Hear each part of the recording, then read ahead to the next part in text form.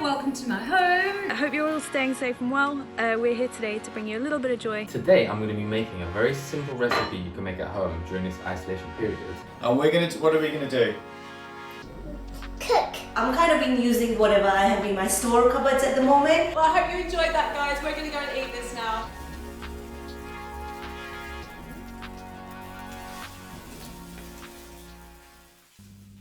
Hi guys, my name is Andrea and today I would like to share with you one of my favorite cookie recipe. It's super easy and delicious and you should be possible to find all your ingredients in your cupboard.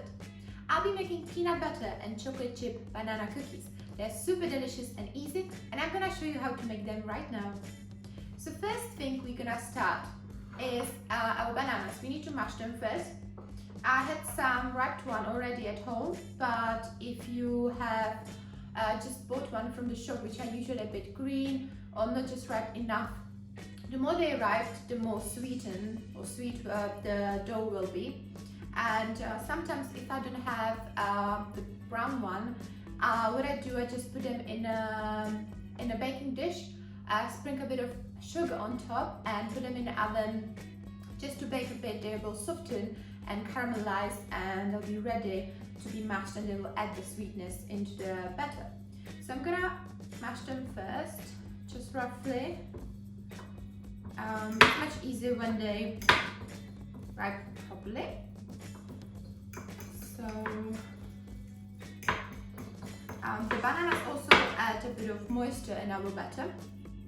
So it's really a good way of using them, and if somebody's bought already from banana breads, you can make these cookies and which will be nice and moist. So they are nicely mashed, so I'm gonna add them into the bowl. And next thing I'm gonna add is coconut oil, which I melted first because it will help to nicely mix and combine everything together.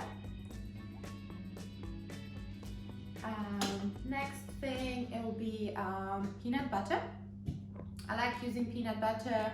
I have it currently at home, but if you don't have, you have another butter like almond butter or hazelnut, you can just add whatever you have at home. But peanut butter and bananas and chocolate is just really nice combination, so that's why I'm using peanut butter. So I'll be adding it in it. So I'll first start with all the wet ingredients, which I'll be combining, and then I'll be adding all my dry ingredients in it and mix all well together. Last wet ingredient is egg. So I'm just adding one egg, which is will be enough, and it helps to combine everything and stick together. If you don't have eggs, because I know that currently it's still a bit problem to get them in a shop. What you can do, or if you're vegan, you can also substitute egg with chia egg or linseed egg, which is another option how you can just adjust and replace the egg in the dough. So I have the egg in it. Now I need to just combine everything together. So you can easily make these cookies vegan, and if you have a vegan chocolate, then it's vegan friendly as well. But if you don't, if you're not vegan and you don't mind, you can just use egg and just normal chocolate. I'm just trying to make it a bit healthier. So it's all nice and mixed together, so you can see. And now it will be time. I'll be adding, now before I'm gonna add my oats, I'll be adding sugar as well. So I'm using coconut sugar, but you can use again like any, I guess that you might not have coconut sugar at home. I'm like using coconut sugar because it's a bit healthier version of sugar. But if you have just caster sugar or like light brown sugar, it's absolutely fine. I'm just gonna add it in, mix all together again. I like using coconut sugar because it helps, not helps, but it gives a really nice smell and flavor like a bit of caramel as well.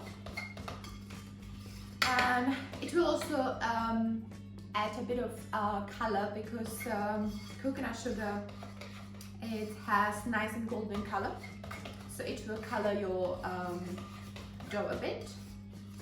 And now I'll be adding our dry ingredients, which is oats, and I'm gonna add it in. If you like gluten intolerant, you can use gluten-free oats or just regular oats, whatever you have at home. And also adding baking soda and baking powder, which will help to make them a bit more fluffy and like rising. Because these cookies, because we're using the oats, they quite stay together. They're not gonna be, you know, like the classic cookies. When you need to really have enough space in between, otherwise they'll be all stick together. So with these cookies, it's not necessary because they keep shape. But the baking soda and baking powder will help just them to rise in a bit. So now it's nice combined, as you can see, and we're ready to add our last ingredient, which is chocolate. Well, I'm using dark chocolate, which I'm gonna cut in little pieces, but you can also, if you have chocolate chips at home, you can add just them, which is probably easier, but I'm using this dark chocolate, and also the dark chocolate for cooking, which is about 70% chocolate, I found really good because it's a bit thicker, so it's very close to the chips consistency. But just regular dark chocolate is fine as well, and I'm just gonna roughly need to chop it. Also, if you don't like dark chocolate, which some people, they just find it a bit too bitter and they prefer just regular milk chocolate, you can add milk chocolate, or if you like white chocolate, or you can just combine it all together. It's a bit noisy.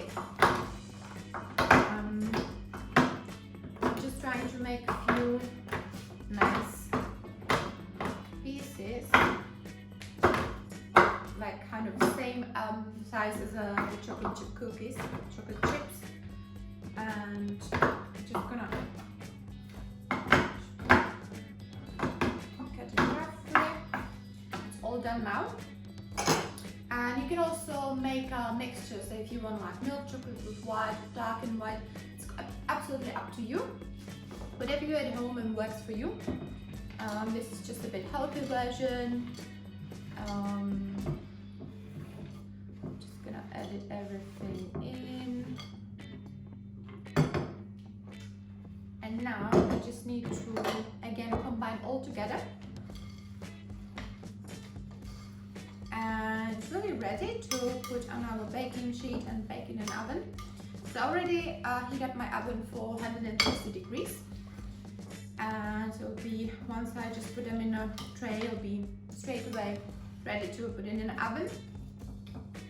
So they are nice, everything is nice and combined, as you can see. And I'm ready to transfer it into my baking tray. So I'm using this ice cream scoop, which I found is the easy way to make the same portion. It's really a nice way how to make same balls and also don't, you know, necessarily touch the dough. But yeah, so I'm using this ice cream scoop, and I'll be making same size cookies. I can, as I said, I can put them quite next to each other because they're not gonna split like ordinary cookies. They will nice, they stay same. They are ready now to put them in the oven. They take about 14 minutes in my oven, but every oven is different, so just maybe check for 10-12 minutes and then check. And we're looking for really nice and golden crunchy top of the cookies. So I'm gonna put them in the oven now and I'm gonna show you how they look when they are ready. Okay guys, so the cookies are ready, so I'm gonna take them from oven now and I'm gonna show you how they look.